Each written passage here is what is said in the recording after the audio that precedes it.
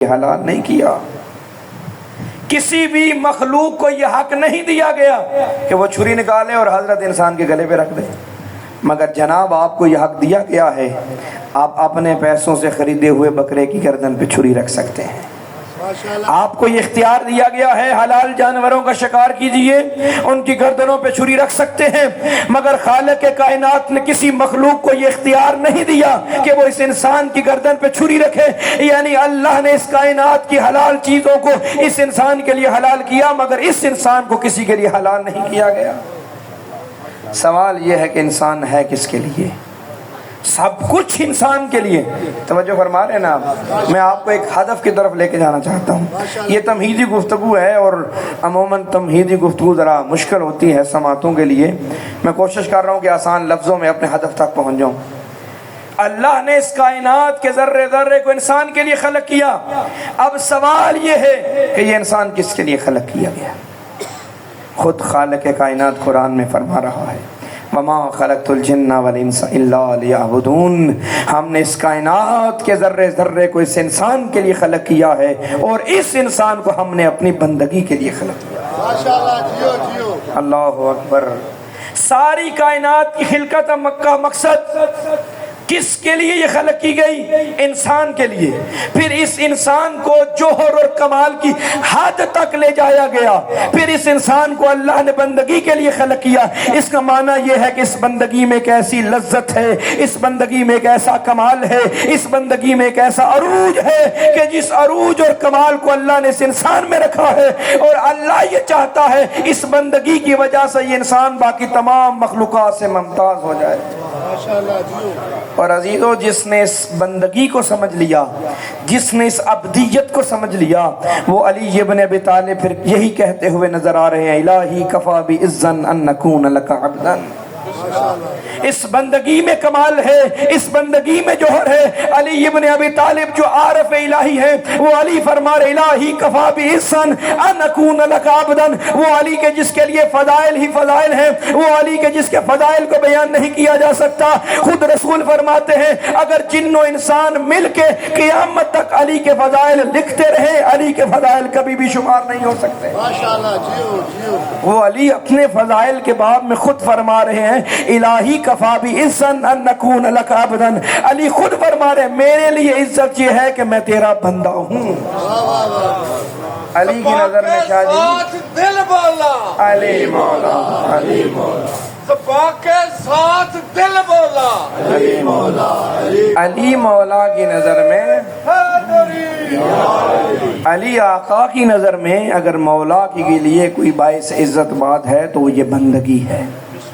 اور دیکھیے، اس بندگی میں کمال ہے، اس بندگی میں عروج ہے۔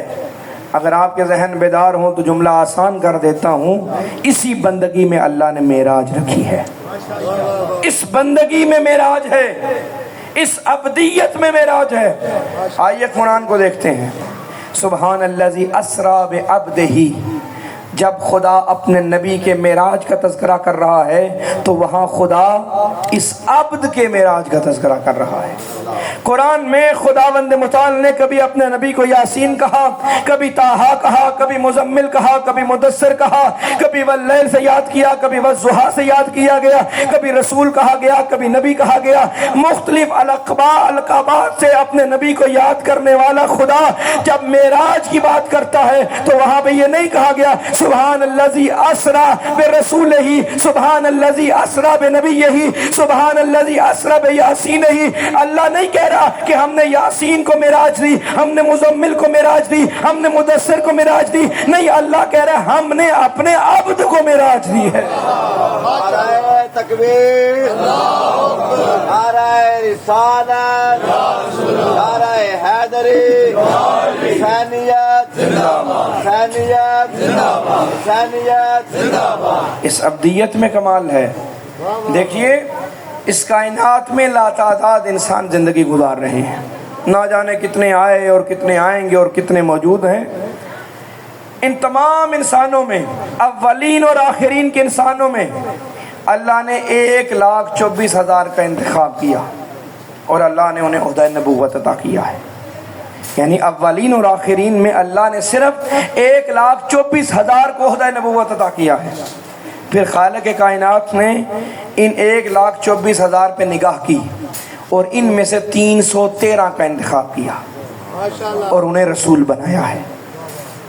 اب 313 پہ اللہ نے نظر کی، ان میں سے 5 کو صاحب شریعت یعنی اولو العزم بنایا ہے۔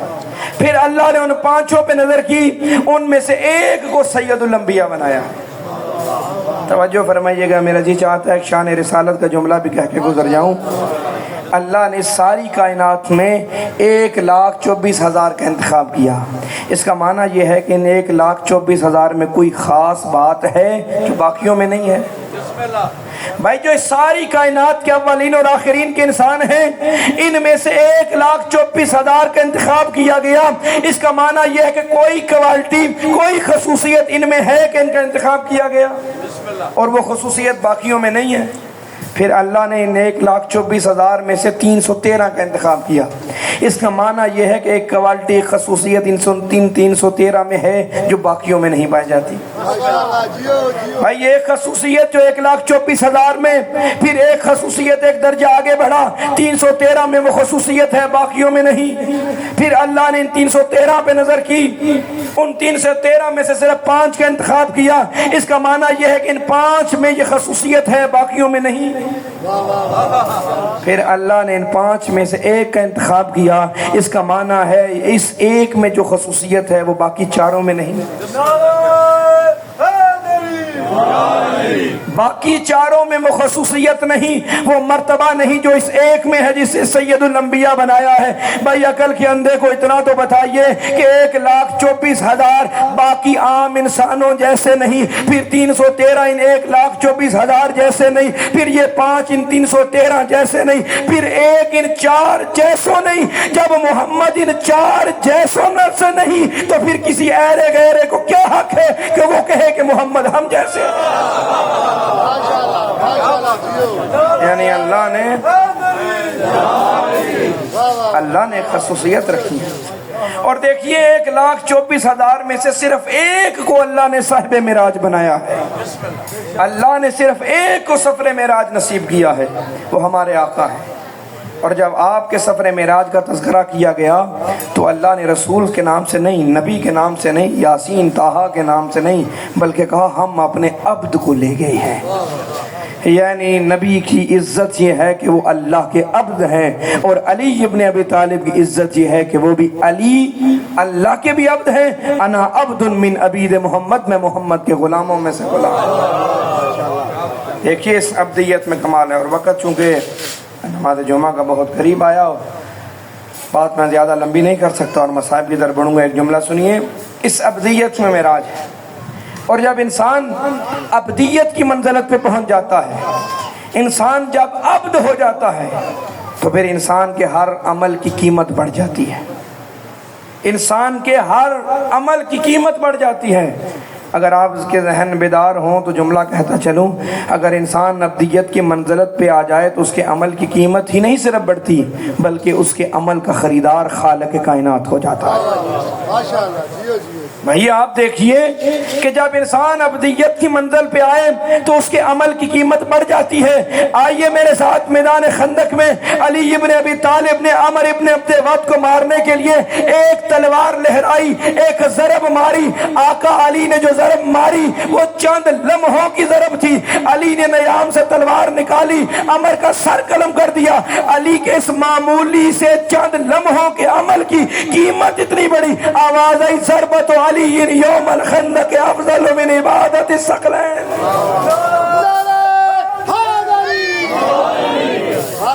علی کی ایک ضربت ثقلین کی عبادتوں سے افضل ہے۔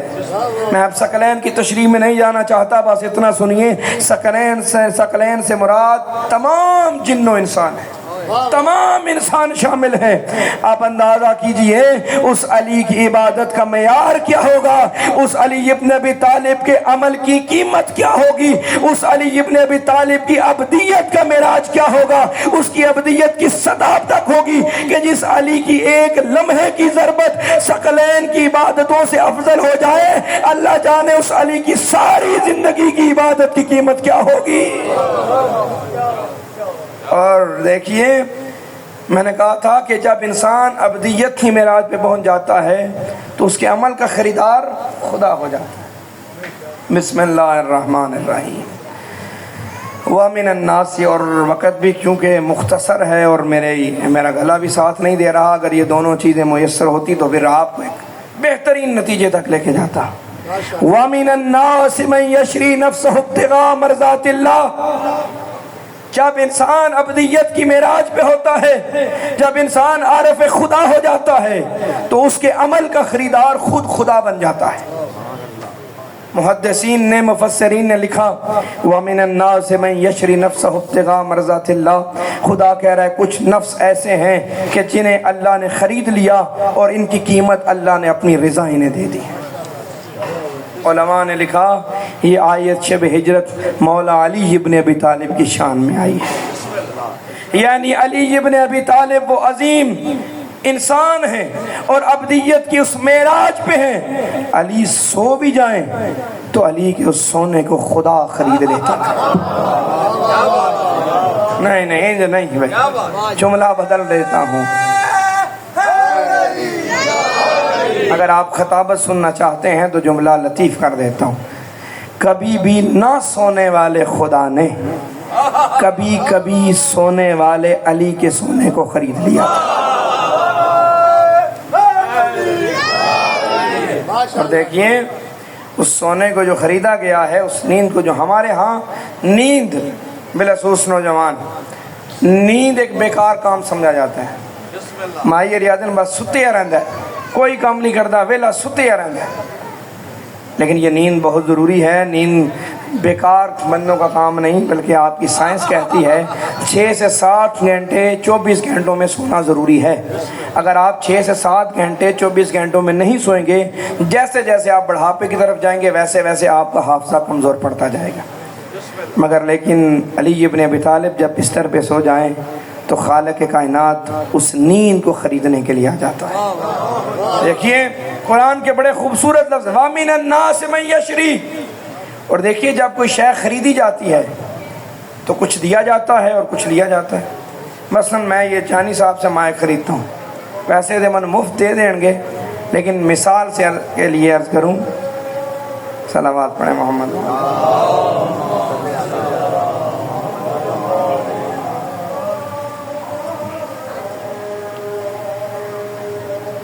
پھر بھی صلوات پڑھیے گا محمد وآلہ محمد۔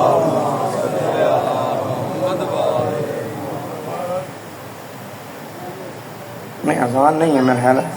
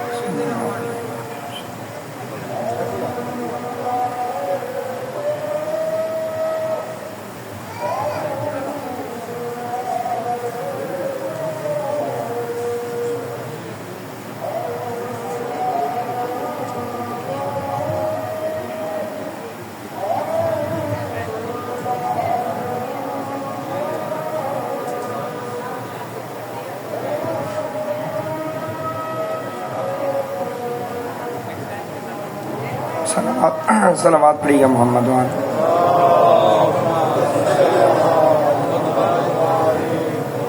دیکھیے جب کوئی شے خریدی جاتی ہے تو کچھ دیا جاتا ہے اور کچھ لیا جاتا ہے. یہ مائل خریدوں گا تو اس کی قیمت دوں گا. خالق کائنات نے خریدا کیا ہے؟ نیند. اللہ نے خریدا کیا ہے؟ سونا. کس سے خریدا ہے؟ علی ابن ابی طالب سے. قیمت اللہ نے کیا دی؟ وَمِنَ النَّاسِ مَن يَشْرِي نَفْسَهُ ابْتِغَاءَ مَرْضَاتِ اللَّهِ. اللہ نے اس سونے کے لیے یا اس نفس کے لیے جو قیمت دی ہے وہ اپنی رضائیں ہیں. کچھ نفس ایسے ہیں کہ جنہیں اللہ خرید لیتا ہے اور بطور قیمت انہیں اللہ اپنی رضائیں دے دیتا ہے. یعنی خالق کائنات نے شب ہجرت علی کا نفس خرید کے علی ابن ابی طالب کو قیمت اپنی رضائیں دے کے رہتی دنیا تک یہ پیغام دے دیا ہے. دنیا جسے چاہے رضی اللہ کہے، مگر پہلے یہ دیکھو کہ علی راضی بھی ہیں یا نہیں. جس سے علی راضی اس سے خدا راضی ہے، جس سے علی ناراض اس سے خدا ناراض. بس عزیزان محترم، یہ خاندان بڑا کریم ہے، مگر امت نے اس خاندان پہ بڑے ظلم کیے ہیں. آج شخصیت کے مصائب پڑھنے ہیں. وہ شخصیت ہے جو آقا حسین کے آنکھوں کے اشارے تک سمجھتے تھے، مولا حسین کے لبوں کی جنبش سے آشنائی رکھتے تھے. جو رونے کے لیے آئے ہیں اس کے مصائب پڑھنے جا رہا ہوں کہ جس کے بازوؤں پہ بہنوں کو بڑا ناز تھا. ہر بہن اپنے بھائی پہ بڑا ناز کرتی ہے، بڑا فخر کرتی ہے، مگر جیسا ناز امیر کی بیٹیاں اپنے بھائی عباس پہ کرتی تھی. میں نے اپنی آنکھوں سے دیکھا ہے، میرے بزرگ اس بات کی تائید کریں گے، کسی دور میں، کسی زمانے میں کسی بہن کے بھائی پہ کوئی مصیبت بن جائے تو میں نے آنکھوں سے دیکھا ہے بہنیں غازی کے علم کے نیچے آ جاتی. آقا میرا بھائی مصیبت میں پھنس گیا ہے، مولا آپ جانے اور میرا بھائی جانے. میں نے یہاں تک دیکھا ہے بہنیں اپنے چادریں اتار کے غازی کے علم سے باندھ دیتی ہیں اور رونے والوں مجھے بس اتنا بتاؤ کہ آج کی بہن غازی پہ کتنا ناز کر رہی ہے. اللہ جانے غازی کی اپنی بہنیں غازی کے بازوؤں پہ کتنا ناز کرتی تھی. بس ایک روایت سنیے. جب آقا عباس رخصت کے لیے آئے تو آقا حسین نے فرمایا عباس جانا چاہتے ہیں تو جائیے، مگر بہنوں کو ودا کر رہے ہیں. آپ نے آقا حسین کا ودا تو سنا ہے، خدا کی قسم ایک سے ایک بڑھ کے گریے والا ودا ہے خاندان اہل بیت کا بیویوں سے. حضرت عباس کا ودا، علی اکبر کا ودا، حضرت قاسم کا ودا. آقا عباس آئے، بی بی کے خیمے میں اجازت لے کے داخل ہوئے. روایت کے جملے، عباس یوں سیدہ کے سامنے بیٹھے جیسے نمازی تشہد میں بیٹھ جاتا.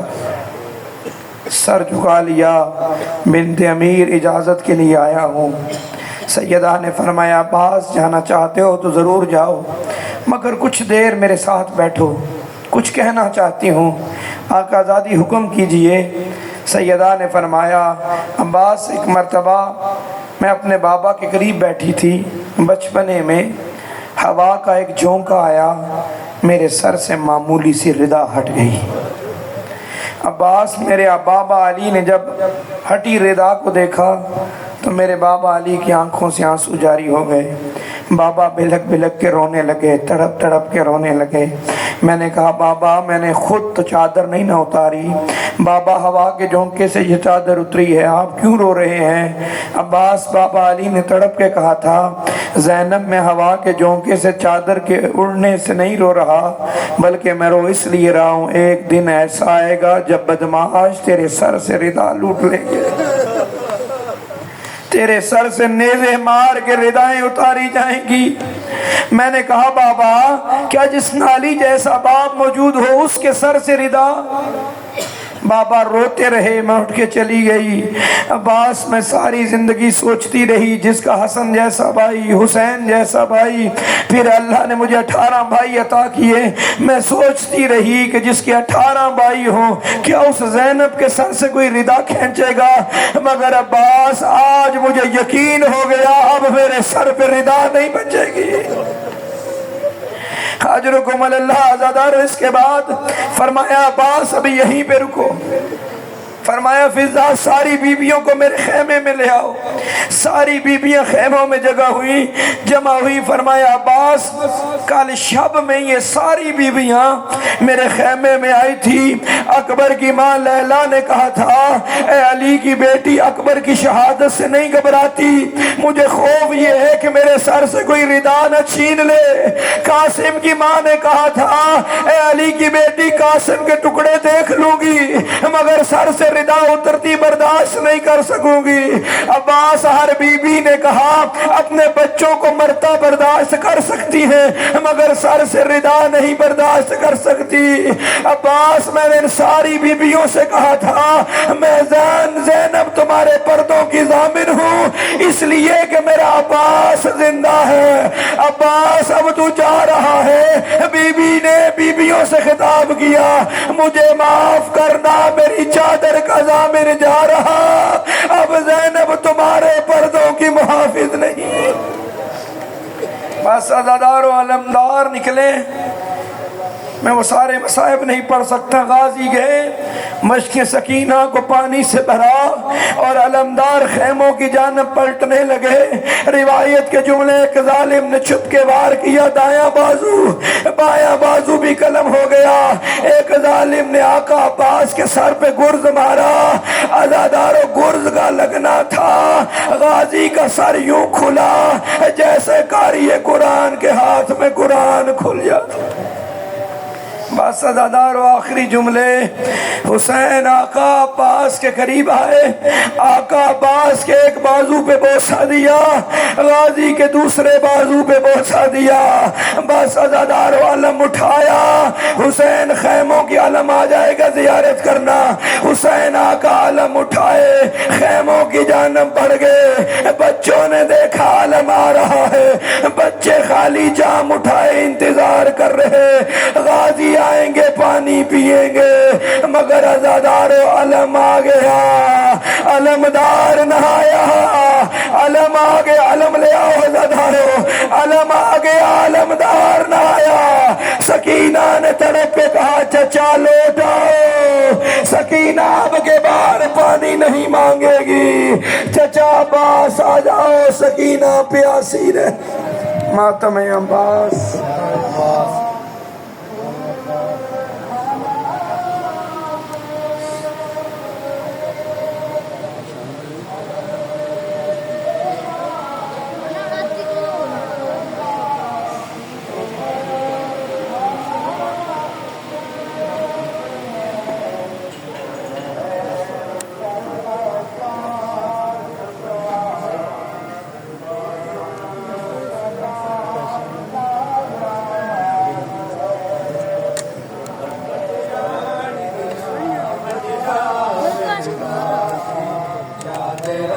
बच जाएंगे बच जावे गाजी, बच जावे गाजी, बच जाएंगे बच जावे गाजी, बच जाएंगे बच जावे गाजी।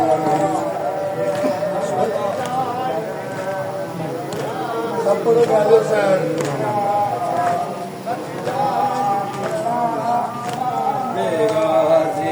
चादरा बच जाएगा बच जावे गाजी, चादरा बच जाएगा बच जावे गाजी, बच जावे गाजी, चादरा बच जावे गाजी, चादरा बच जाएगा बच जावे गाजी, चादरा बच जाएगा बच जावे गाजी।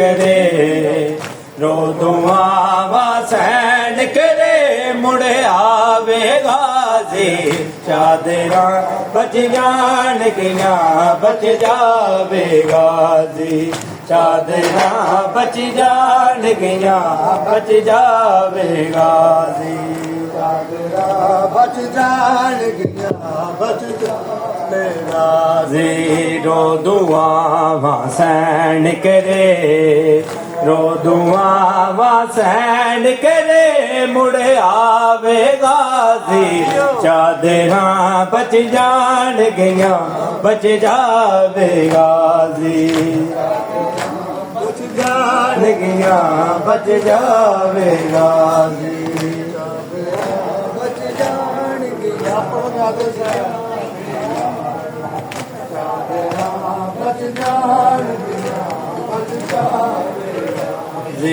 रो दुआ वासैन करे रो दुआ वासैन करे मुड़ आवे गाजी चादरा बच जान गिया बच जावे गाजी चादरा बच जान गिया बच जावे गाजी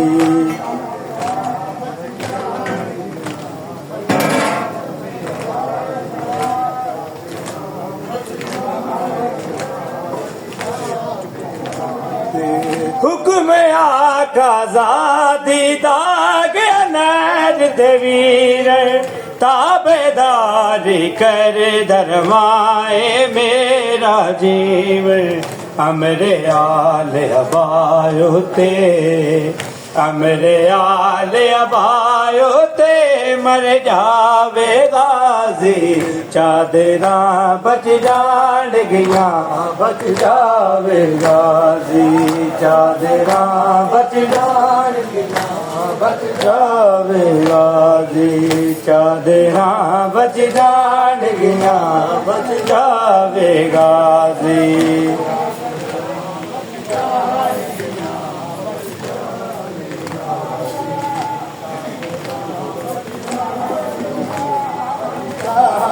गाजी रो दुआ वासैन करे रो दुआ वासैन करे मुड़ आवे गाजी चादरा बच जान गिया बच जावे गाजी चादरा बच जान गिया बच जावे गाजी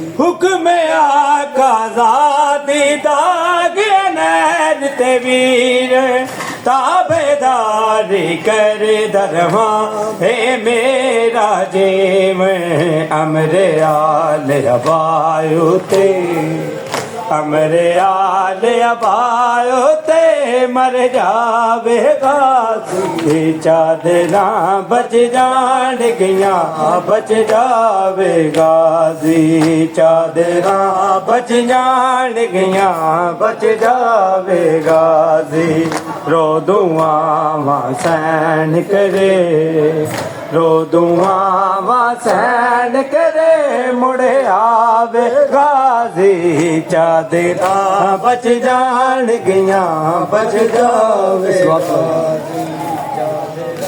अल्लाहुम्मा सल्ली अला